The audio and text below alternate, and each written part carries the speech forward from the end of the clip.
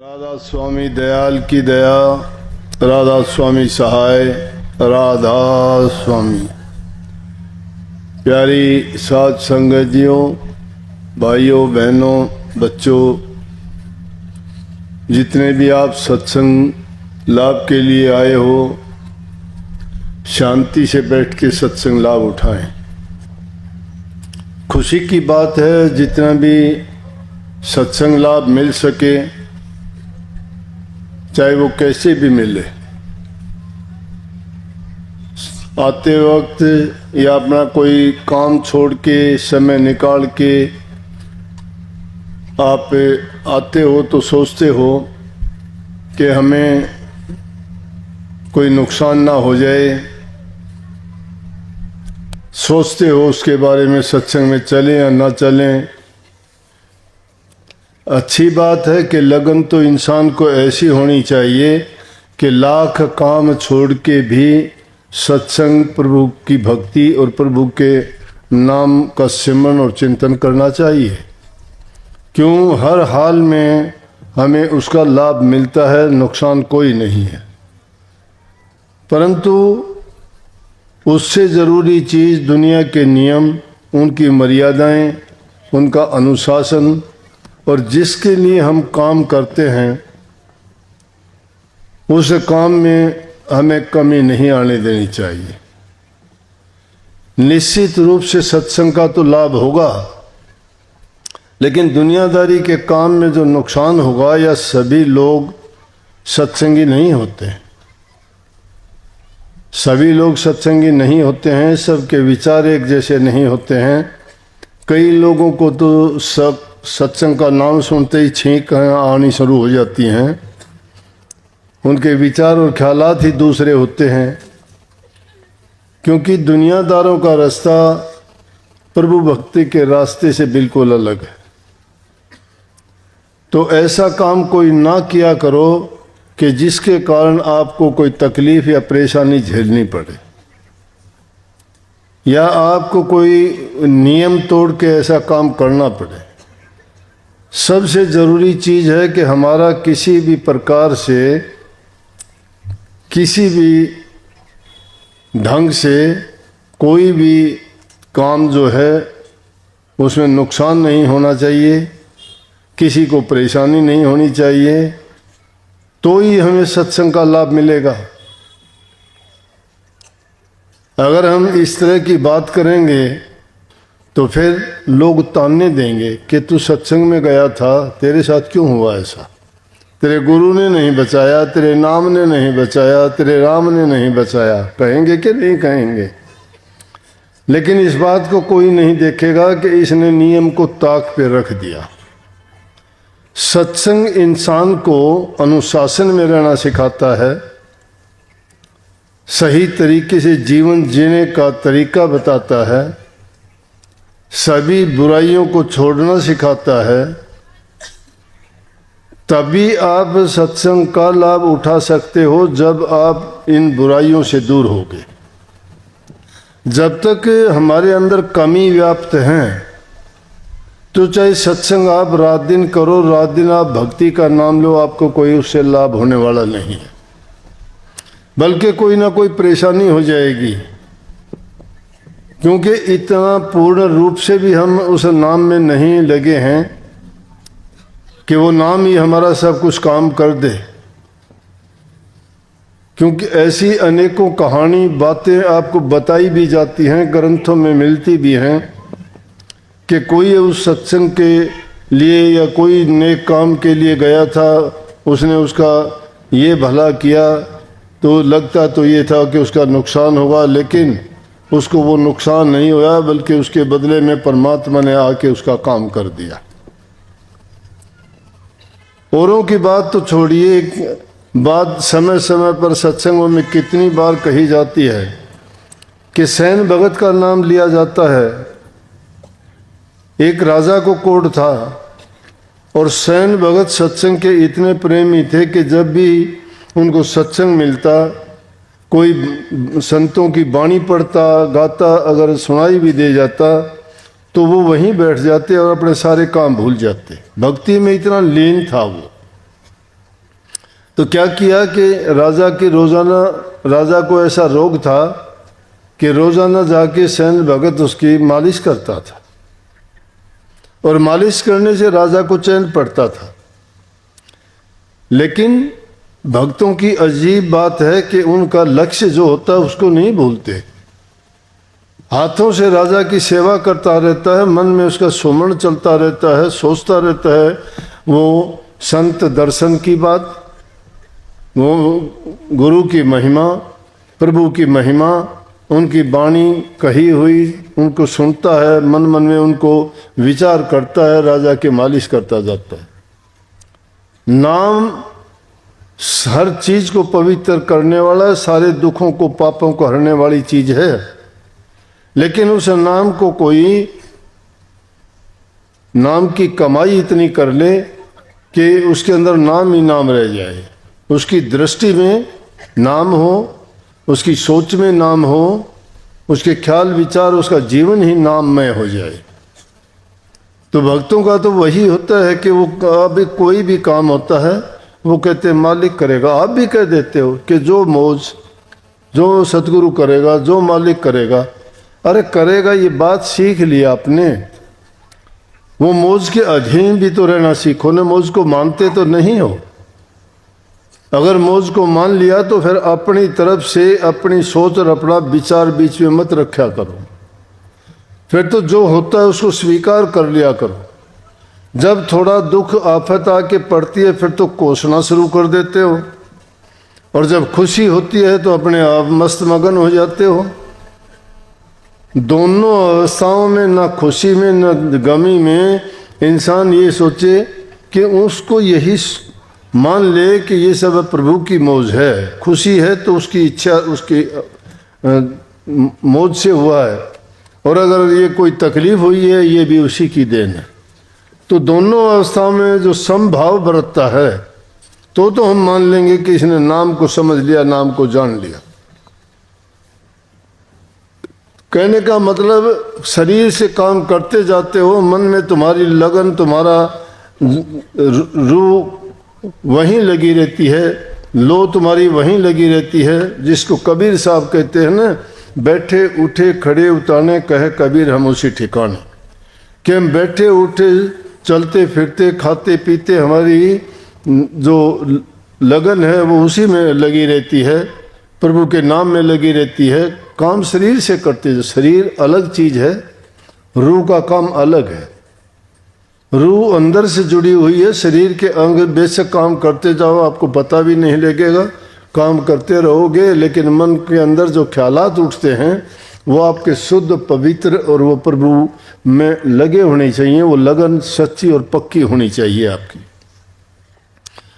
तो ऐसे करता जाता है, राजा की मालिश करता है वो, लेकिन मन में उसके नाम है, उसकी हर पल नाम में गुजरती है, प्रभु के दर्शनों के लिए तड़प लगी हुई है, लगन उसकी यही है। लेकिन काम बार से करता है राजा की मालिश को पता नहीं चलता कितना टाइम उसने राजा की सेवा की है और कब उसकी छुट्टी होगी तो कब वो आ जाता है। आने के बाद अगर उसको सत्संग मिलता है तो अपने सत्संग में जाके चला जाता है, नहीं तो थोड़ा बहुत आराम करता है या फिर ध्यान अभ्यास में अपना समय गुजारता है। तो एक दिन कहीं सत्संग में गया, वहाँ बैठे बैठे ऐसी उसकी समाधि लगी कि वो भूल गया कि राजा की मालिश करने के लिए भी जाना है। मालिश करने के लिए नहीं गया। अब नहीं गया तो जिसका तुम आसरा ले लेते हो, जिसको तन मन धन से अपना मान लेते हो और अपना सब कुछ उसको अर्पण कर देते हो, समर्पण होना ये होता है कि सब कुछ उसके अर्पित हो जाता है। तो जब तुम्हारी जरूरत पड़ती है तो तुम्हारी जगह आके वो काम करेगा, वो तुम्हारा ही रूप धार के काम कर देगा। अब राजा के पास वो नहीं जा सका, लेकिन उसके इष्ट ने, उसके प्रभु ने सोचा कि आज मेरा भगत वहां नहीं जा पाया, अगर ये नहीं गया तो इसको सजा मिलेगी। इसलिए प्रभु को अनेकों बार ऐसे कोतक हुए हैं, अपने भक्तों के लिए अनेकों रूप बना के आए वो। प्रहलाद भगत के लिए नरसिंह का रूप धारा के नहीं धारा? कबीर साहब की यज्ञ पूरी करने के लिए बंजारा बन के बालद लेके सामान लेके आया कि नहीं आया? ऐसे कितने ही जब वाक्य होते हैं उन भक्तों के लिए, संतों के लिए, उन जो उनके प्रति इतने निष्ठावान हैं उनके लिए प्रभु अनेकों रूप धार के आता है। तो वहाँ उनका रूप धार के शयन भगत का गया और प्रभु ने उसकी वो सेवा की कि उस दिन के में उसकी सारी रोग बीमारी, शरीर का रोग जो पीड़ा थी वो सब दूर हो गई। और उस दिन की सेवा से क्यों से आज कोई शयन भगत थोड़ा था, प्रभु था। प्रभु ने उसकी सेवा की थी। राजा बड़ा प्रसन्न हुआ और प्रसन्न होकर उसके गले में माला डाल दी, खुश होके कि ये ले, आज तूने जो सेवा की है मुझे बड़ा आराम मिला है। अब शयन भगत तो सत्संग में बैठा है, वहां उसके गले में माला डाली जा रही है। रूप परमात्मा ने शयन भगत का धर के राजा की सेवा की है। सत्संग की छुट्टी हुई, उठा, उसने देखा कि ये क्या हुआ, आज राजा की सेवा का समय मैंने तो खो दिया। राजा पता नहीं क्या सजा देगा। बेचारा जल्दबाजी में भागा दौड़ा हुआ राजा के पास गया, जाके क्षमा याचना करने के लिए खड़ा हुआ तो राजा ने उसको देख के राजा हंसा, क्योंकि राजा बड़ा प्रसन्न था। बोले सेन जी आज कैसे, दोबारा कैसे आए? और ये कहते ही या तो उसके प्राण निकलने वाले थे और उसको तो एक शरीर में एकदम जान आ गई और आश्चर्य हुआ। बोला जी दोबारा तो नहीं, मैं तो पहली बार ही आया हूँ। बोला अरे क्या बात है, आज तो कुछ भूल गया, तू याद नहीं है क्या? अरे अभी तो सेवा करके गया था, कितनी सेवा की थी तूने, और आज की सेवा तो इतनी अच्छी सेवा थी कि मेरा पूरा का पूरा शरीर की पीड़ा दूर होगी। और देखो पहले वाली बात नहीं है, अब मैं बिल्कुल ठीक हूँ, अब शायद आपको रोजाना नहीं आना पड़ेगा। शयन भगत देखता ही रह गया कि मूर्ति की तरह हो गया कि ये क्या कोतक हो गया। सोचता है कि मैं तो सत्संग में बैठा था, कौन शयन भगत आ गया मेरी जगह। बोला अरे मैंने तेरे को प्रसन्न होके माला भी तो पहनाई थी, देख तेरे गले में माला पड़ी। उसने पहले देखा नहीं, देखा तो गले में माला भी है। अब उस माला को देख के हैरान हो गया कि प्रभु आपने मेरे लिए इतना कष्ट उठाया। तो सच्ची भक्ति है, ये बात नहीं है कि उनके लिए नहीं, परंतु हम खुद सच्चे नहीं हैं। हमारे हृदय में कपट भरा हुआ है, हम खुद को ही धोखा देते हैं। नाम सत्संग का लेते हैं, नाम भक्ति का लेते हैं, बातें झूठी बनाते हैं, एक पल भर के लिए प्रभु को याद नहीं करते। हमारे दिलों से बैर, ईर्ष्या, निंदा ये नहीं गई। हमारी संगति दुष्ट आदमियों के साथ, बुरे लोगों के साथ है, जिनका काम निंदा करना, बुराई करना, मतलब कि उनके ख्याल ही अच्छे नहीं हैं। शराबियों में, कबाबियों में या और दूसरे उल्टे सीधे काम करने वालों के जो संग करता है उसके ख्याल कैसे सुधर सकते हैं। करे कुसंग चावे कुशल, तुलसी बड़ा अफसोस, महिमा घटी समुद्र की, रावण बसा पड़ोस। आदमी कुसंगियों के साथ रहता है, चाहता है कि मेरी कुशलता हो, मेरा ये भी काम हो जाए, मेरी इज्जत हो, मेरा मान हो। वो भी भगत लोग तो ये चीज़ चाहते नहीं हैं, लेकिन दुनियादारी में रहते हुए आदमी को मानसिक शांति के लिए दुनियादारी की चीज़ों की भी आवश्यकता पड़ती है। और हमें ज़रूरत के मुताबिक वो चीज़ें मिलनी भी चाहिए, लेकिन जिस चीज़ की आस करते हो तुम्हें मिलनी चाहिए तो उसके लिए प्रयास भी करना चाहिए। प्रयास करते नहीं हो, चाहते सबसे अच्छा हो कि मेरा ये भी हो, मेरा वो भी हो। अपने आप को पहले ये खोज के टटोल के देखा करो क्या कि मैं सही इस लायक हुआ हूँ कि नहीं हुआ। जब तक हम उस लायक नहीं होंगे तब तक नाम बहुत पवित्र चीज़ है, आपको इतना भी लाभ नहीं मिल सकता। अगर सत्संग में आते हो और सत्संग का लाभ तुम्हें मिलना चाहिए तो आपको एकदम जो संत कहते हैं वैसा ही बनना चाहिए। कोई आपको भला कह ले तो भी अच्छा है, बुरा कह ले तो भी अच्छा है। कोई आपको अगर बुरा कहता है तो भी कहो कि हाँ जी मैं ऐसा ही हूं। बुल्ले शाह ने बहुत स्पष्ट कही ये बात। उनसे लोग कहने लगे कि बुल्ले शाह तू बहुत बुरा है, तू इतनी ऊंची जाति का होके नीची जाति का गुरु बना लिया, तू तो बड़ा सिद्ध पुरुष है, फिर भी तुम ये ऐसे गुरु को क्या तूने क्यों बनाया, तेरी तो बहुत इससे समाज में बेइज्जती है। बोला काफिर हो गया तुम तो।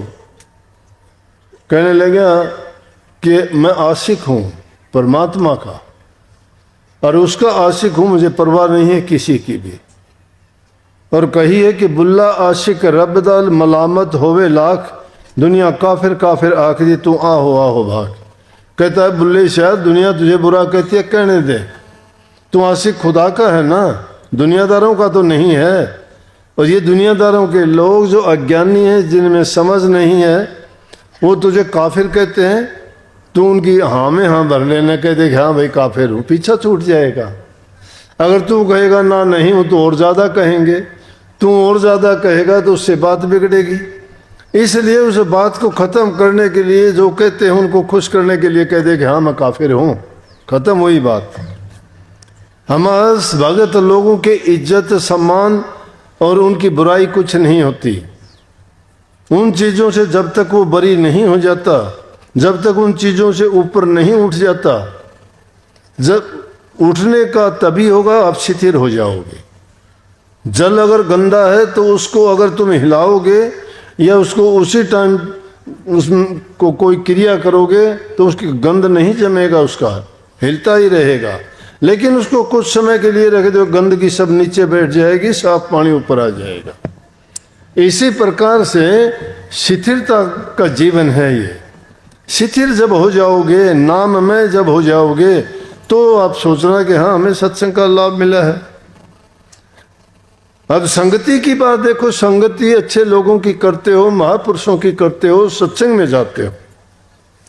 इनकी तो बात छोड़िए, नक्षत्र की एक बूंद आती है जिसको पपैया तड़पता है, सिप्पी समुद्र की तड़पती है मोती बनाने के लिए। कदली सीप भुजंग मुख स्वाति एक गुण तीन, जैसी जिसकी संगति वैसा ही फल दीन। जैसे की संगति करते वो वैसा ही रूप बन जाता है। नक्षत्र की बूंद तो एक ही आती है ऊपर से। कदली केले को कहते हैं, केले में पड़ती है तो कपूर बन जाती है, केले का संग करके कपूर बनी वो बूंद। सिप के मुंह में पड़ी तो मोती बनी वो, और सांप के मुंह में पड़ी तो वो जहर बनी। बूंद तो नक्षत्र की थी, और वही बूंद अगर पपैये के मुख में गिर जाती है तो पूरा 1 साल के लिए उसकी प्यास बुझा देती है। वो पपैया पूरे साल पीहू पीहू की रट लगाता है। वो बूंद अगर उसको नहीं मिलती तो चाहे उसके प्राण निकल जाएं, और प्राण निकलते वक्त चाहे वो दरिया समुद्र में भी गिर जाए तो भी अपनी चोंच को बंद कर लेगा, उस और पानी को नहीं पीता। कहीं भी कबीर साहब की वाणी में, जैसे पपैया प्यासा बूंद का पिया पिया रट लाई, प्यास से प्राण तड़प राती और नीर नहीं भाई। रात दिन उसके लिए तड़पता है, प्राण त्याग देगा लेकिन उस नक्षत्र की बूंद के सिवाय वो दूसरी नहीं लेता। हम तो कदम कदम पर बदल जाते हैं, हम उनसे शिक्षा ही नहीं लेते इन पक्षियों से। कुमोदनी चंद्रमा की आस रखती है कि चंद्रमा कब निकलेगा, वो चंद्रमा की आशिक है। और जब चंद्रमा निकलता है तो उसकी तरफ टकटकी लगा के देखती रहती है कुमोदनी। चंद्रमा जो जो चढ़ता है उसके साथ एक पल के लिए भी नजर नहीं हटाती। उसकी गर्दन देखते देखते सुबह तक इस तरह से उल्टी मुड़ जाती है। सुबह को उल्टी गिरी हुई मिलती है लेकिन वो अपनी नज़र से नहीं हटाती। चांद ओझल हो जाता है तो ही उसको बाद में होश आता है कि चंद्रमा तो नहीं है। क्या हम ध्यान का नाम लेके, सुमन का नाम लेके ये बहाने बनाते हैं, कभी सोचते हैं क्या? परंतु यहां तो बात संगति की थी। वही बूंद अगर गिद्दड़ के मुंह में पड़ जाए तो हकड़ा बन जाता है। बूंद तो वो पवित्र है, लेकिन जिन जिन की संगति करी वो दोषपूर्ण हैं। जिन दोषों से वो परिपूर्ण है उनका संग करने से दूसरी वो पवित्र बूंद भी दोषी हो गई, वैसी होगी। जहर में गिरने से जहर होगी, सिप में गिरने से मोती हो गई, केड़े में पड़ने से कपूर हो गई। और वही बूंद एक अमी की बूंद है, पपैये को मिलने से पूरे साल के लिए उसकी प्यास बुझाती। इसी प्रकार से हम संग किन लोगों का करते हैं? हमारा तो सत्संगियों से हेल मेल नहीं। स्वामी जी महाराज कहते हैं, सत्संगियों से हेल मेल नहीं, जग जीवन संग रखता प्रीत, अरे मन नहीं आई प्रतीत, गुरु की नहीं आई प्रतीत। गुरु की अगर प्रतीत आ जाए, तुम्हारे विश्वास हो जाए और सच्ची लगन और सच्चा तुम्हारा प्रेम हो, तो सारे काम हो जाते हैं। प्रभु को हमने नहीं देखा, हमने गुरु को देखा है। ये रास्ता दिखाने वाला, बताने वाला, समझाने वाला, लगन लगाने वाला, प्रीति जोड़ने वाला, हमें दुख सुख से उभारने वाला कौन है? गुरु। दुनियादारी के लोग कोई साथ देने वाले नहीं हैं, स्वार्थ के साथी हैं, वो मतलब के हैं, पैसे के साथी हैं। जब गरीबी देखते हैं दूर दूर कर देंगे। जब तुम्हारे पास 2 पैसे होंगे, हर कोई तुम्हारा मित्र, साथी, रिश्तेदार बन जाएगा। तुलसी संसार में मतलब को व्यवहार, जब लग पैसा पास मेरे तब लगता को यार, तब लगता को यार, यार संग ही संग डोले, पैसा रहा न पास यार भूख से नहीं बोले। ये जगत का लेखा है। ये मतलबी दुनिया में रहना और इसको साधना बड़ा कठिन है। तो सत्संग में जब आते हो तो ये पूर्ण रूप से ये अपने गांठ लगा लिया करो कि हमारा मेल जोड़ संतों से, हमारी लेवा दे, संतों से व्यवहारा, संतों से ही हमारा लेन देन, संतों से ही हमारा व्यवहार, संतों से ही हमारी पक्की रिश्तेदारी, नातेदारी है। राधा स्वामी मात पिता पति मेरे, राधा स्वामी चरणन सुख घनेरे।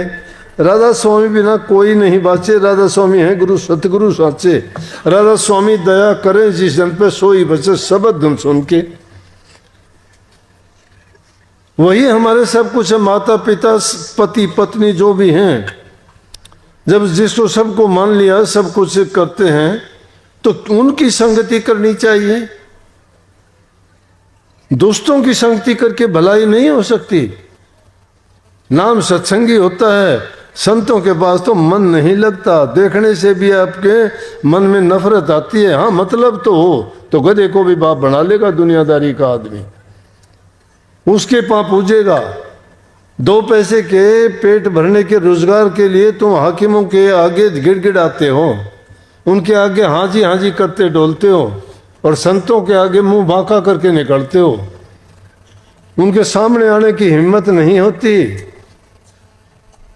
कोई गुरुमुखी होता है जो संतों के सामने रुकता है, डटता है और ठहरता है। संत की ताकत के आगे नहीं ठहरते।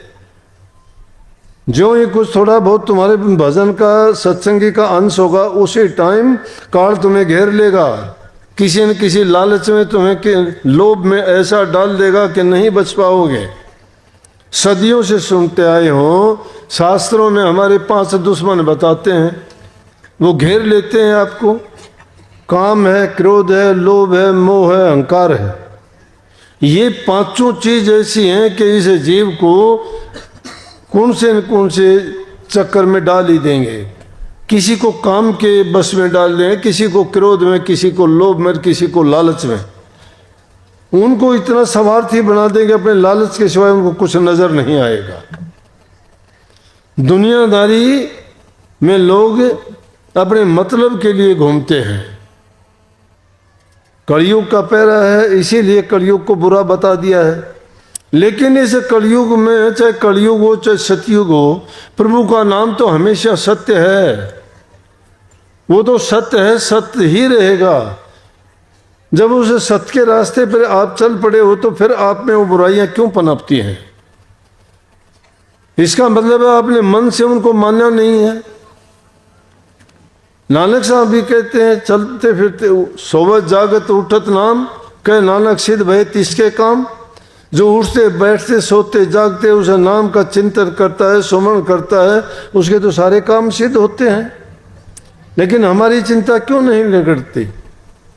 क्योंकि कुछ हमारा पूर्व का लेख है, कुछ हमारे कर्म ऐसे हैं। कर्म क्यों है कि हम कर्म इंसान के बनाना अपना काम है। जरूरी नहीं है कि हम कर्म करते हैं, हमारी इच्छा ही दूसरी होती है। कोई सोचता है मैं धनवान हो जाऊं, कोई सोचता है मैं बलवान हो जाऊं, कोई कहता है मैं पता नहीं क्या हो जाऊं, मेरा ये कारोबार हो जाए, मैं बादशाह बन जाऊं, मैं राजा बन जाऊं, मैं सेठ बनूं। अरे कैसे बन जाओगे? सिर्फ मन की कल्पनाओं से बनते हो के, तो कल्पनाओं में बन के बैठे रहा करो, सपने का जीवन जीते हो, ख्यालात और विचारी के लिए बना के उनमें घूमते हो। जब तक किसी चीज को आप अमली जामा नहीं पहनाओगे, आप कुछ भी नहीं कर पाओगे।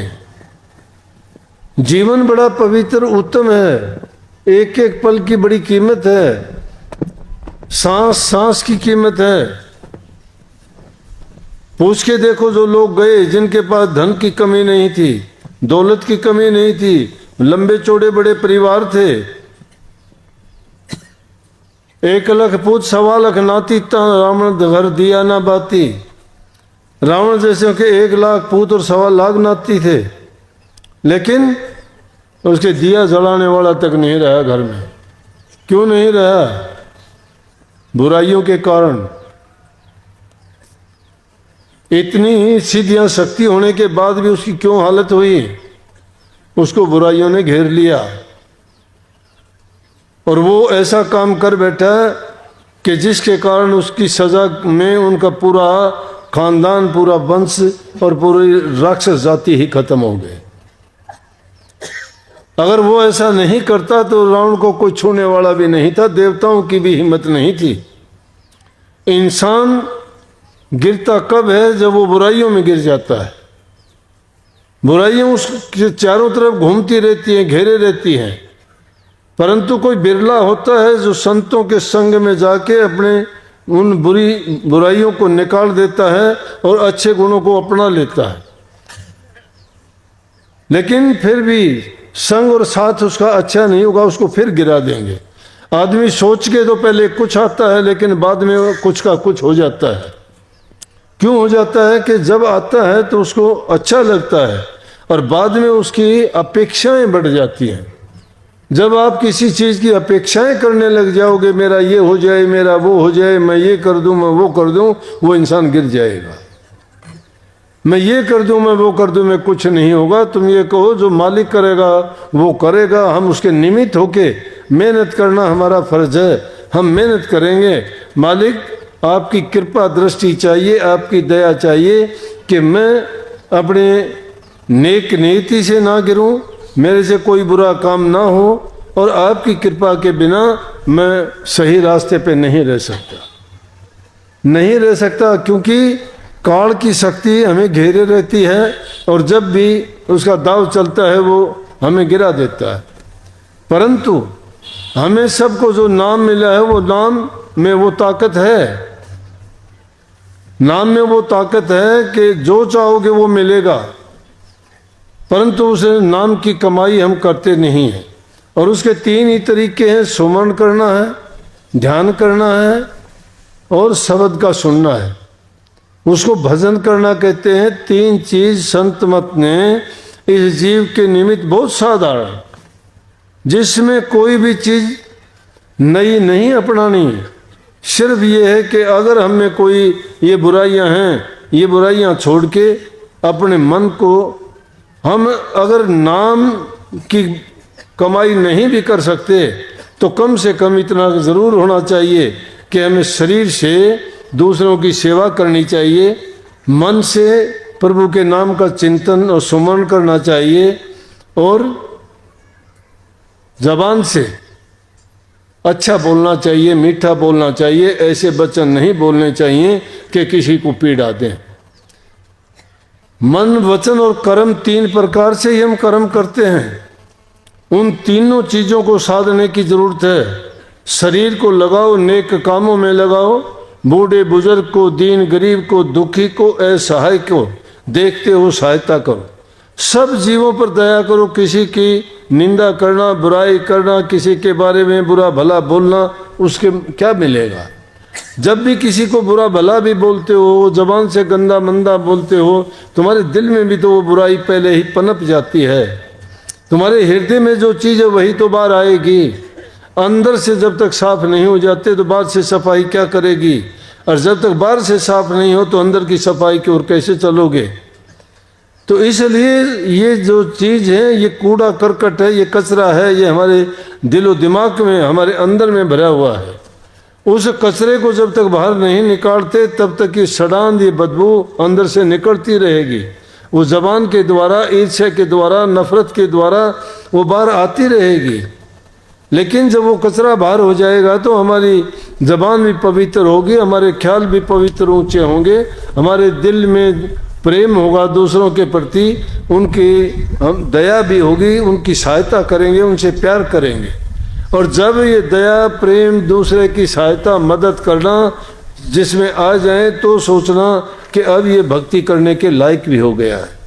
इन चीज़ों की आवश्यकता है एक भगत के लिए कि जो दूसरों के प्रति अच्छा, सच्चा, पवित्र भाव रखता है और हर प्रकार से दूसरे की सहायता करता है, जबान से मीठा अच्छा बोलता है, ज़रूरत के समय उनकी सहायता करने के लिए तैयार, तन से, मन से, धन से तैयार होता है। ये कोई चीज़ मायने नहीं रखते। अगर धन आज तुम्हारा है कल को नहीं होगा, किसी के साथ ये गया नहीं। इंसान तीन ही चीज़ों के लिए दुनिया में ज़्यादा वो करता है। तीन चीज़ों के लिए क्या? एक तो मेरी मान बढ़ाई, इज्जत हो। नंबर 2 मेरा पहनावा बहुत अच्छा हो। और नंबर 3 मेरे कोठी बंगले मकान बहुत अच्छे हों। लेकिन होंगे, ये हो जाएंगे तो भी क्या होगा कि मरने के बाद तो स्वर्गीय हो जाओगे, तुम नहीं रहे। किसकी इज्जत होगी? स्वर्गीय बोलना शुरू कर देंगे मरने के बाद। सुंदर कपड़े और वस्त्र आपको क्या कफन मिलेगा और कुछ नहीं मिलेगा। और मकान कहाँ होगा? शमशान होगा तुम्हारा। शमशान घाट में तुम्हारा मकान, कोठी, बंगले होंगे। कहाँ, किसके साथ रहे वो, किसके साथ गए, किसके लिए बना के जाते हो? जिसको ज़रूरत है, जिसको ज़रूरत पड़ेगी, आवश्यकता के अनुसार वो बना लेगा। लेकिन उनको बनाने के लिए, वो इज्जत मान बढ़ाई पाने के लिए और अपने आप को कुछ दिखाने के लिए हम क्या करते हैं? लोगों को ठगते हैं, लूटते हैं, बेईमानी करते हैं, चोरी चपोरी करते हैं, भ्रष्टाचार करते हैं और उनका दिल दुखाते हैं। किसी की चीज़ को चोरी से हड़पते हैं। उन लोगों का दिल और उनकी भावनाएं, जिसने उसकी चीज़ें छीनी हैं, ली हैं, दुख और पीड़ा दिया है, वो बद्दुआएं देंगी और वो बद्दुआएं उसको बर्बाद करके रख देंगी। ये जहर है, मीठा जहर है। खाने में मीठा दिखाई देता है, कुछ समय के लिए अच्छा लगेगा, लेकिन ये बर्बाद करके रख देगा। जब तक ये भावना तुम्हारे अंदर आ जाएंगी, तुम बाहर से प्रगट हो जाओगे। वो आदमी गिरावट की ओर चल देगा, अपने आप कहने की जरूरत नहीं है। उसका व्यवहार बदल जाएगा एकदम। सच्चाई इंसान के दिल से निकलती है, प्यार उसके दिल से निकलता है, बोलने की जरूरत नहीं है। अगर तुम्हारे कोई पाबंदी लगा भी दे, तुम्हारा प्रेमी सामने से दिख जाए ना, तो तुम्हें बोलने की जरूरत नहीं, तुम्हारी आंखें ही बोल देंगी उसको कि हम प्यार तो करता हूं लेकिन मजबूर हूं, बोल नहीं समाऊंगा। क्या है कि नहीं? बातों में आंखों आंखों में बात कर लेते हो। तुम्हारा चेहरा भी मूक भाषा बोल देगा, खिल उठेगा, देखने वाले को पता लग जाएगा तुझे देख के खुश है। नफरत करने वाले का चेहरा भी एकदम ऐसा हो जाएगा, देखने से पता लग जाएगा कि दुखी है, नाराज है, जिसको तो अच्छा नहीं लगता है। जो जिसने जैसा किया है वो उसके हृदय से प्रकट हो जाता है। इसलिए अपने हृदय के अंदर उन बुराइयों को जब तक निकाल नहीं देते हो तब तक नाम कहाँ होगा। अंदर में तो ईर्ष्या की भट्टी जलती है। तुम्हारी प्यास किसी चीज़ के लिए कभी पूरी होती ही नहीं है। आस लगी हुई है, मुझे ये मिल जाए, मेरा ये हो जाए, मेरा वो हो जाए, और वो हो भी जाता है, मिल भी जाता है, फिर क्या, तृष्णा तो और बढ़ जाएगी। जो 10, 20, 50 होए, 100 होए, हजारन लाख मंगेगी, कोटि अरब खरब होए तो भूमिपति होने की चाह जगेगी। अगर वो मिल भी जाएंगे तो क्या होगा कि चाहे तुम्हें कोठी बंगले सब कुछ मिल जाए, फिर भी तेरी तो प्यास कभी ना बुझेगी। प्यास नहीं बुझती है ये। गोधन गजधन बाजी धन और रतन धन खान, जब आवे संतोष धन तो सब धन दूर समान।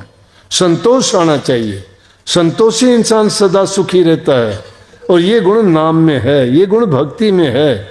ये प्रेम, दया, संतोष, ये चीज किस चीज में? नाम भक्ति में। नाम भक्ति गुरु की कृपा से मिलेगी, ऐसे नहीं मिलती। जहां पर गुरु प्रसन्न, वो जीव सबसे ऊपर। सतगुरु राजी तो करता राजी। सतगुरु राजी हो गया तो सब कुछ राजी हो गया उसका। गुरु अगर नाराज हो गया तो हमारा संसार हो जाए। गुरुमुखों का, मनमुखों का नहीं। मनमुख को तो जानता ही नहीं। मनमुख तो स्वार्थ के सिवाय दूसरी चीज नहीं जानेगा। प्रेम प्रकट हो जाता है, भाव बता देता है इंसान का। तो जब तक ये चीजें हमारे अंदर हैं तब तक भक्ति का हम नहीं कह सकते कि हम भक्त हैं या हम भक्ति करते हैं। सत्संग में आते हैं, सत्संग में आके सद्गुण अपनाने चाहिए। सत्संगी होके क्यों आपके अंदर ईर्ष्या है, क्यों दूसरे के प्रति बुरी भावना है या दुनियादारी? अगर तुम दुनियादारी की चीजों को लेके सत्संग में आ गए तो सत्संग को दुनिया बना दोगे। अगर तुम भक्ति का रूप लेके, भक्ति के गुणों को लेके आओगे और दुनियादारों में जाओगे तो दुनियादारों को सत्संग बना दोगे। अरे बाहर जाके तुम्हारे अंदर अच्छे गुण है तो अच्छे गुणों का प्रचार करके दिखाओ, साबित करके दिखाओ तुम सत्संगी हो। तुम मान बढ़ाई के लिए भागे फिरते हो, तुम उनके साथ बैठते हो, तुम क्यों बदल जाते हो? तुम उनको क्यों नहीं बदल पाते? उनकी ताकत तुमसे ज्यादा है क्या? नाम में तो वो ताकत है, दूसरों को काबू करती है। ये नाम का ही तो प्रताप है, सतगुरु महाराज की कृपा है। बिना नाम आया क्या कोई यहाँ पे? नाम लेने के लिए आए ना। नाम से आप लोग बंधे हुए हो, कोई रस्से से नहीं बंधे, आप मर्यादाओं से बंधे हो। और ये नाम की मर्यादा है। ज्यादा नहीं तो कम प्यार भी है। ज्यादा बुराई नहीं छोड़ी तो कम से कम कुछ तो छोड़ी होंगी। हुक्का, बीड़ी, पान, तंबाकू, शराब, मांस, मछली, अंडे, ये तो छोड़ दिए। और जब इतनी बुराइयों से भी इंसान बरी हो जाता है तो कम से कम कुछ तो पवित्र हो गया। लेकिन सिर्फ बाहर की सफाई नहीं, अंदर की सफाई भी बहुत जरूरी है। और अंदर की सफाई नाम के बिना नहीं होती। इसीलिए कहते तो मोटे बंधन जगत के गुरु भक्ति से काट। गुरु भक्ति क्या है? गुरु के वचन को मानना, उनकी आज्ञा में चलना, जो उपदेश देते हैं उनके अनुसार अपने जीवन को बिताना, बुराइयों को त्यागना, अच्छे गुणों को अपनाना, ये गुरु भक्ति है। गुरु भक्ति कभी यूं जानते हो, आलोचक लोग कह देते हैं ये तो आदमी को भगवान मानते हैं। अरे भगवान नहीं ना, भगवान तो हमने कभी देखा नहीं। जो बुराइयां कोई नहीं छुटा सकता था, और वो अगर सतगुरु ने हमारी बुराइयां निकाल दी हमसे, तो भगवान से कम नहीं होगा। भगवान तो ना हमें आके कभी कहेगा ये बुराई ना कर, किसी को नहीं कहा। सहजो भाई ने बहुत कमाल की बात कही है इसमें बारे में, तो गुरु का महत्व कहते हुए उन्होंने कही, राम तजों पर गुरु न बिसारूं, हरि को छोड़ दूंगी, राम को छोड़ दूंगी लेकिन गुरु से नहीं बिसरूंगी, राम से, गुरु से दूर नहीं होंगी। क्यों? कि हरि ने हमारे से, परमात्मा ने तो हमारे साथ बहुत बुरा बर्ताव किया है। हरि ने 5 चोर दिए साथा, सतगुरु ने छुटा ली समझ आना था। कि प्रभु ने तो 5 दुश्मन लगा दिए हमारे पीछे, जिनका अभी जिक्र किया था, काम, क्रोध, लोभ, मोह, अहंकार। एक एक के कारण लोगों की जिंदगी के बड़े बड़े खानदान तबाह हो जाते हैं। थोड़ी सी गलती के कारण, एक क्रोध के कारण आदमी पता नहीं क्या का क्या कर जाता है। एक लोभ के कारण आदमी कराया पूरी जिंदगी का खो देता है। एक लालच के कारण पता नहीं, हमने देखे हैं लोग कैसे बर्बाद होते हैं। लोभ के कारण, लालच के कारण, स्वार्थ के कारण। अरे इंसान के सिद्धांत जिंदा रहने चाहिए। पैसा मायने नहीं रखता। इंसान के सिद्धांत अगर जिंदा रहेंगे, गांधी जी के पास क्या था? कोई चीज की कमी नहीं थी। कभी सोचते हो कि कमी के कारण कपड़े त्यागे थे। बहुत बड़े घर के थे, उन्होंने वकालत इंग्लैंड से की थी उन दिनों में, लेकिन कपड़े क्यों त्याग दिए? उन्होंने इस राज को समझा था। विनोबा भावे ने अपना जीवन क्यों लगा दिया था? समाज कल्याण के लिए। क्या उसको दो रोटी नहीं मिलती थी?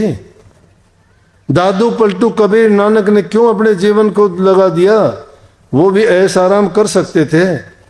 वो दुनियादारी की चीज़ों को जिनको हम अपनाए बैठे हैं और जिनको पकड़ के सोचते हैं कि हमने बहुत कुछ हासिल कर लिया, वो उसको बहुत बुरा समझते थे। जो माया संतंत जी, जो चीज संतों ने ठुकराई दुनियादार उसको अपनाते हैं। और वो कैसा? वमन, उल्टी के समान। जिस प्रकार से कुत्ता उल्टी करके खा लेता है, दूसरा कोई जीव नहीं खाता। तो ये दुनियादारों की जो ये चीजें हैं छोड़ी हुई हैं, वो इन चीजों की तासीर जानते थे कि ये सुख देने वाली नहीं है। तो वही बापू गांधी जी आज तक जिंदा, उनके सिद्धांत जिंदा है। जब भी कोई बात आती है महात्मा गांधी का नाम लेके कहते हैं। जब भी कोई भक्ति, कोई गोष्ठी, कोई प्रचार, कोई धर्म सम्मेलन, संत सम्मेलन या कोई सत्संग होता है, कबीर साहब की, दादू साहब की, पलटू साहब की वाणी सबसे आगे आके खड़ी हो जाती है। क्यों? कि वो सदा के लिए। इसलिए जो वास्तविक चीज है वो गुरु है। गुरु की भक्ति के बिना ये बार के बंधन ये नहीं टूटते, नहीं कटते, नहीं छूटती बुराइयां। और झीलने बंधन क्या है? मन के हैं, जो मन में मैल भरी पड़ी है। अरे बार की सफाई करने के लिए झाड़ू रोजाना लगाते हो, बार की सफाई करने के लिए नहाते रोजाना हो, कपड़े रोजाना धोते हो, घर में रसोई, आंगन में बुहारी झाड़ी सब करते हो, गाय भैंस के भी जो ठाण होते हैं उनको भी बुहारते हो। क्यों? 2-4 दिन अगर नहीं बुहारोगे तो क्या हाल होगा? गंदगी फैल जाएगी, बदबू हो जाएगी। शरीर ना नहाया करो 2-4 दिन, गंदगी हो जाएगी। लेकिन हृदय के अंदर कभी झाड़ू निकाली क्या? वो हृदय के अंदर झाड़ू निकालने वाला नाम है। उस नाम का सुमरण नहीं करते, उसमें ध्यान नहीं करते, उसका अभ्यास नहीं करते, तो मन की गंदगी साफ नहीं होगी। और मन की गंदगी साफ नहीं होगी तो दुर्गंध आती रहेगी।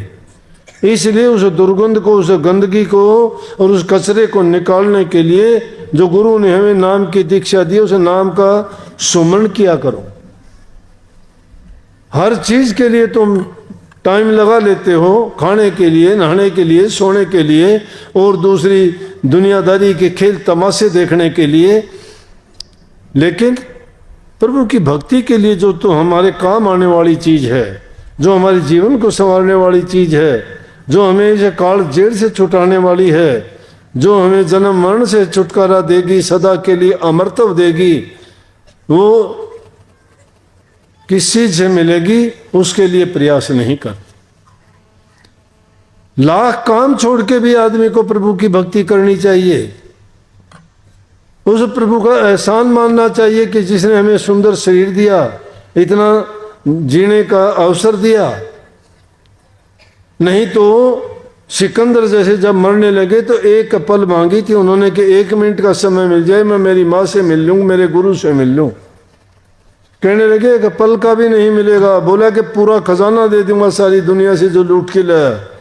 बोला कि सारी दुनिया भी तू नाम कर दे तो भी एक पल के लिए नहीं रह सकता। कहने का मतलब एक पल की कीमत देखो। उस एक पल की कीमत थी, हम क्या उस कीमत को जानते हैं? अरे खाए पिए ऐश करे सोना सोना। कबीर साहब कहते 100 तड़े नर गए 84 जागतड़ा न जुग जीता। सोए पड़े रहते हैं, खाना पीने सिवाय दूसरी चीज ही नहीं है।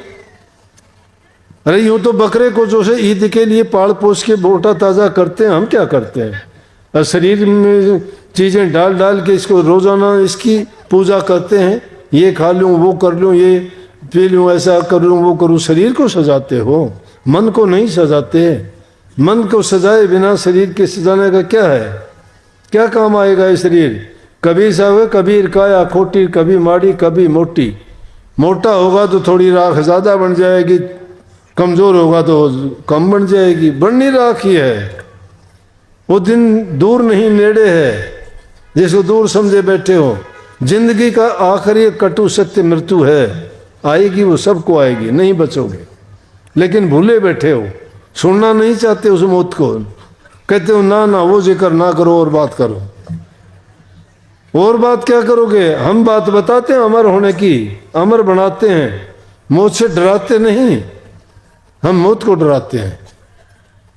मौत को डराओ कि आज कब आएगी बोल। लेकिन हम तो डरते हैं, मौत के आने से पहले ही मर जाते हैं। दिन में कई कई बार मरते हैं। बुखार हुआ तो मरे, सिर दर्द हो गया तो मरे, कोई थोड़ी सी कोई उल्टा सीधा सपना आ गया तो मरे, कोई रात को आवाज सुनी तो मरे। कितनी बार मरते हैं, रोजाना 5-4 बार तो मर ही लेते हैं। लेकिन सच्चा मरना कौन सा है? जो उस नाम को याद करके मरे। पहले मरना सोई मरना, पीछे मरना विपत का भरना। जीते जी मर जाना भक्ति का नाम है। जीते जी वही मरता है जो इस नाम को पहचान लेगा, नाम भक्ति करेगा। नाम भक्ति के लिए तो हमारा सिर टूटता नहीं। बहाने बना लेते हैं, आज ये है, आज वो है, आज वो है। अरे बहाने ना बनाओ। जब ये मन बहाना करता है तो तुम भी बहाने किया करो कि ले भाई आज कहता है छूट की, कल छूट देंगे, आज तो करना ही है। ये धोखा देता है, आप उसको धोखा क्यों नहीं देते? अरे आपके अंदर बैठा हुआ, आपका बनाया हुआ, आपके कहने में जिसको चलना चाहिए वो अपने कहने में तुम्हें चलाता है। देखो कमाल की बात है। हमारा दुश्मन हमारे अंदर बैठा और वही हमें बर्बाद करता है, हमारा मन। उसके कहे में चलते हो ना। इसलिए गुरु कहता है कि गुरु की आज्ञा में चल। गुरु ज्ञान है, गुरु इंसान नहीं। ज्ञान के कहे में चलो। ज्ञान क्या कहता है कि तुम्हें फायदा किस चीज में है वो काम करो, ये ज्ञान है। जिससे तुम्हारा नुकसान है वो अज्ञान है। तो क्यों नहीं ज्ञान के मार्ग पे चलते? बुराइयों से तभी छूटोगे। लेकिन उसके लिए जरूरत किस चीज की है कि आदमी का व्यक्तिगत जीवन पवित्र होना चाहिए, उसका दृढ़ संकल्प होना चाहिए। जिस इंसान का संकल्प दृढ़ नहीं है, जिस इंसान के अंदर कुछ करने की हिम्मत नहीं है, वो इंसान धरती पर भार है। अपने आप को भार समझो। कीट पतंगों और दूसरे जानवरों की तरह जीना इंसान का काम नहीं। इंसान बहुत ऊंचा दर्जा रखता है, देवी देवताओं से भी ऊंचा, जो अपने आप को माना गया है इंसान को। और फिर ये क्यों इतना डरता है, क्यों इतना डरपोक है? प्रभु ने तो इसको इसीलिए बनाया था कि ये ले तेरे को अवसर दूंगा। हर जगह चक्कर तूने काट लिए, खोटे मंदे कर्म कर लिए, सारी दुनिया को देख बरत के देख लिया तूने। अब कई बार है मजाक की बात, कोई बुरा ना मानना। एक आध ये लड़की आती हैं, बुरे लोगों के कई बार ऐसे कारनामे होते हैं, बेचारी परेशान होती हैं। आके कहती हैं जी मेरे 2 बच्चे हैं और घरवाले ने मुझे छोड़ दिया, मुझे रखना नहीं चाहता। शराब पीता है, उल्टे सीधे काम करता है, क्या करो? उल्टे काम करेगा तो बर्बाद होगा। ना उनको बच्चों की परवाह, ना पत्नी की परवाह, ना जीवन की परवाह, ना इज्जत की परवाह। क्या परवाह होगी ऐसे लोगों को? मैं उसको समझाने के लिए, और तो मेरे पास इलाज नहीं, मैं तो एक बात कहा करता हूँ, भाई बुरी भी होगी, मैं मेरी समझ की है। मैं कहता हूँ देखो, आपने ये देख लिया कि जीवन में इंसान चाहता है मेरी शादी हो, तेरी शादी होगी। बोली शादी देख ली ने? हम बोले जी देख ली। फिर आदमी चाहता है मेरे बच्चे हो, आपके बच्चे भी होंगे, वो भी देख लिए। पता लग गया ना। आप चाहते थे उनसे सुख होगा, लेकिन सुख नहीं हुआ ना। बोले जी नहीं हुआ। फिर भी उनके पीछे ही भागती है। ये देख लिया शादी में दुख है, ये देख लिया संतान होने में भी दुख है, ये देख लिया वो सब कुछ होने में भी दुख है, वो छोड़ता है मुझे। और फिर भी उनके पीछे ही भागने का प्रयास करते, मुझे रास्ता दिखाओ। जो हम रास्ता बताते दिखाते वो है कि जब वो देख लेने के बाद, बीत जाने के बाद भी आप नहीं समझते तो रास्ता कोई नहीं है। रास्ता तो एक ही है। सभी रास्ते उसमें जाके मिलते हैं और वही आसरा एक जब बांध लोगे तो ये सारी चीज़ें सब पीछे छूट जाएंगी। वो प्रभु का नाम है। सच्चे मन से लगोगे तो वो नाम तो बड़े बड़े पापियों को सुधार देता है। छोटी मोटी बातें क्या मायने रखती हैं। उसमें विश्वास तुम्हारा अगर दृढ़ है तो उसका ऐसी हालत हो जाएगी, वो उसको तो क्या छोड़ना। जैसे एक आदमी चला गया, वो जाके कहने लगी एक महात्मा के पास, बोला जी मेरा घरवाला मानता नहीं है कि वो शराब पीता है, गलत काम करता है, हम कहते हैं सब कुछ बर्बाद किया, नहीं मानता। बोला जी वो मर जाएगा तो मेरा तो सुहाग भी जाएगा, अब जीता है तो भी बर्बाद करता है। बोले कि कोई बात ना भाई, तेरा सुहाग रखेंगे और उसने भी ठीक करांगे। वो कुछ दिन के बाद में उसको लकवा मार गया। बोला कि ये ले भाई दोनों काम न। बोले जी अब वो बुरा हो गया। बोला क्या हुआ। बोला जी वो तो बीमारी ऐसा हो गया कि लकवा मार गया, शरीर बेकाम है, वो जिंदा तो है लेकिन अब उसको मन में ढोना पड़ता है। बोला भाई मैंने तो कहा था कि तेरा सुहाग जिंदा रखेंगे और उसने सुधारा। तो दोनों चीज सुधर गई। वो सुधरती तो हैं, सुधरती तो है, लेकिन कैसे, अगर हम ये ठीक ढंग से नहीं करेंगे तो उल्टे पुल्टे होके सुधर तो जाएंगे वो, लेकिन वो तुम्हारे ऊपर भार पड़ेगा। इसलिए अच्छा ख्याल रखा करो, कभी ये ना सोचो। प्रभु से मांगिए क्या करो, प्रभु इसके विचार अच्छे बनाओ, इसकी बुराइयां निकालो। धीरे धीरे करके अगर तुम सच्चे हो और तुम्हारी ख्याल और विचार में ताकत है और तुम सच्चे मन से करते हो, तो मैं कहता हूँ दुनिया की कोई ताकत नहीं तुम्हारे ख्याल को मोड़ दे। अरे जिन जो डॉक्टर बनने की सोचता है वो डॉक्टर बनता है, इंजीनियर बनने की सोचता है वो इंजीनियर बनता है, अध्यापक वकील बनने की सोचता है वो बनते हैं। तो तुम भगत बनने का प्रयास क्यों नहीं करते? करते हो तो क्यों नहीं बनते? दाखिला ले लिया तुमने रूहानी कॉलेज में, एडमिशन तुम्हारा हो गया, नाम तुम्हें मिल गया, दाखिला होने के बाद तुम तो निश्चिंत हो गए। आगे जाना नहीं चाहते, इसी क्लास में बैठे रहोगे क्या? अगली क्लास का प्रयास जब करोगे, जब नाम की कमाई करोगे, अभ्यास करोगे, ध्यान करोगे, लेकिन व्यक्तिगत चरित्र बनाओ। पहले अपने अंदर वो गुण पैदा करो कि जिसके कारण कोई उंगली ना उठे आपके ऊपर। लेकिन फिर भी आदमी से कोई ना कोई गलती पलती होती है, प्रभु से दुआ मांगा करो। अपनी रोजाना की जो आरती विनती करते हो, कहते हो क्या करो मैं गुणहीन हूं, मैं गुणहीन हूं, कोई गुण नहीं है, कदम कदम पर गलतियां करता हूं, ना चाहते हुए गलतियां होती हैं, भूल होती हैं, जाने में भी होती हैं, अनजाने में भी होती हैं। मैं रोजाना गुनाह करता हूं, आप रोजाना मुझे माफ करते हो, तो आगे भी मुझे मेरी जो बुराइयां हैं उनको निकालो, मुझे संवारो और मेरा जीवन अच्छा सच्चा पवित्र बनाओ।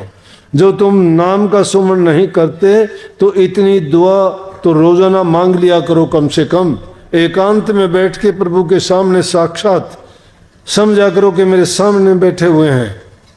सतगुरु रूप में उनका रूप मान लिया करो, जिस तरह से एकलव्य ने मान लिया था गुरु द्रोण को एक मिट्टी की मूर्ति बना के। इसी प्रकार से साक्षात अपने गुरु को सामने मान के अपने मन में दोनों आंखें बंद करके दुआ किया करो 5-10 मिनट, और नाम का सुमरण किया करो, तुम्हारा मन लगेगा। और फिर चमत्कार देखोगे कि नाम की क्या शक्ति है, वो प्रकट होकर दिखाएगी आपको। जो चाहोगे वो होगा, जो सोचोगे वो होगा, जो देखोगे कहोगे वो पूरा होगा। आपकी संकल्प शक्ति दृढ़ हो जाएगी, आपकी दृष्टि में शक्ति आ जाएगी, आपकी वचन में सिद्धि आ जाएगी। जो भी संकल्प उठाओगे वो सारी चीजें पूरी होंगी। लेकिन पूरी जब होंगी जब आप पूरे निश्चय के साथ, दृढ़ विश्वास के साथ और सच्ची लगन के साथ उस नाम में अपने मन को लगाओगे, तो निश्चित रूप से मालिक आपका कल्याण करेगा, हित करेगा, और कोई भी आपको संसारी चीज गिरा नहीं पाएगी। सबको बहुत बहुत आशीर्वाद। राधा।